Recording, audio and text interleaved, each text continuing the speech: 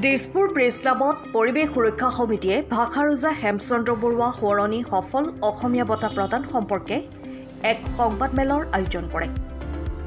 এইবাৰ দ্বিতীয়বাৰৰ বাবে ভাষাৰুজা হেমচন্দ্ৰ বৰুৱা সোঁৱৰণীত সফল অসমীয়া বঁটা প্ৰদান কৰিব অসমৰ জনপ্ৰিয় শিল্পী, গীতিকাৰ, সুৰকাৰ, সংগীত পৰিচালক, চলচ্চিত্ৰ নিৰ্মাতা, অভিনেতা, প্ৰকৃতিপ্ৰেমী, অসমৰ ৰাইজৰ হিয়াৰা মথু জুবিন গাৰ্গক।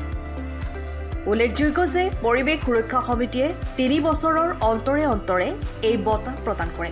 প্ৰথমবাৰৰ বাবে ভাষাৰুজা হেমচন্দ্ৰ বৰুৱা সোঁৱৰণী সফল অসমীয়া বঁটা প্ৰদান কৰিছিল অসমৰ জনপ্ৰিয় মুখ্যমন্ত্ৰী ডক্টৰ হিমন্ত বিশ্ব শৰ্মা।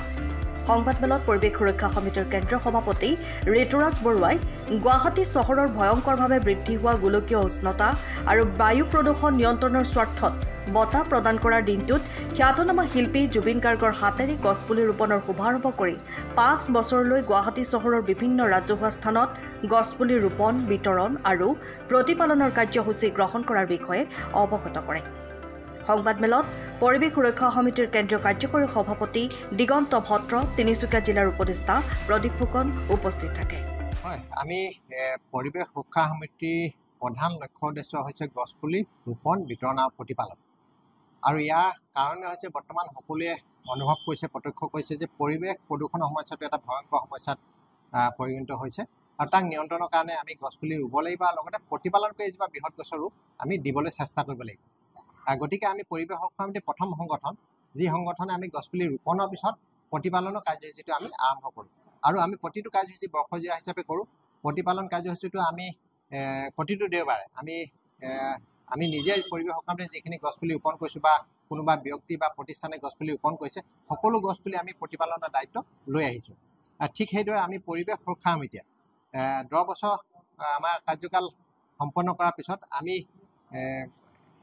অসমৰ এজন বিশিষ্ট ব্যক্তিক আমি সফল অসমীয়া বঁটা প্ৰদানৰ এক সিদ্ধান্ত গ্ৰহণ কৰিছিলোঁ আৰু সফল অসমীয়া বঁটাটো আমি ভাষাৰুজা হেমচন্দ্ৰ বৰুৱা সোঁৱৰণীত প্ৰদান কৰোঁ। আৰু এই বঁটাটো ইতিমধ্যে আমি আমাৰ অসমৰ জনপ্ৰিয় মুখ্যমন্ত্ৰী হিমন্ত বিশ্ব শৰ্মা ডাঙৰীয়াক আমি প্ৰদান কৰিছোঁ। আৰু এইবাৰ বঁটাটো আমাৰ অসমৰ আটাইতকৈ জনপ্ৰিয় তথা সংগীত পৰিচালক, চলচ্চিত্ৰ নিৰ্মাতা, অভিনেতা, গায়ক আৰু লগতে এজন তেওঁ প্ৰকৃতিপ্ৰেমী। আপোনালোক সকলোৱে জানে যে তেখেতে গছপুলি ৰোপণৰ বিশেষ ব্যৱস্থা কৰিছে আৰু লগতে তেখেতে গছজোপাত গজাল মাৰিলেও তেখেতে তাক মৰাৰ পৰা বিৰত থাকিবৰ কাৰণে তেখেতে আহ্বান জনায়। গতিকে আমি তেখেতক সন্মান জনাই আমি তেখেতক ভাষাৰুজা হেমচন্দ্ৰ বৰুৱা সফল অসমীয়া বঁটাটো প্ৰদান কৰা সিদ্ধান্ত গ্ৰহণ কৰিছোঁ। আৰু যোৱাকালি তেখেতক সাক্ষাৎ কৰি আমি তেখেতৰ অনুমতি সাপেক্ষে আজি আমি গুৱাহাটী দিছপুৰ ক্লাবত এক সংবাদমেল আয়োজন কৰিছোঁ। এই সংবাদমেলৰ জৰিয়তে আমি তেখেতক বঁটা প্ৰদান কৰাৰ বিষয়টো আমি ইয়াত ঘোষণা কৰিছোঁ।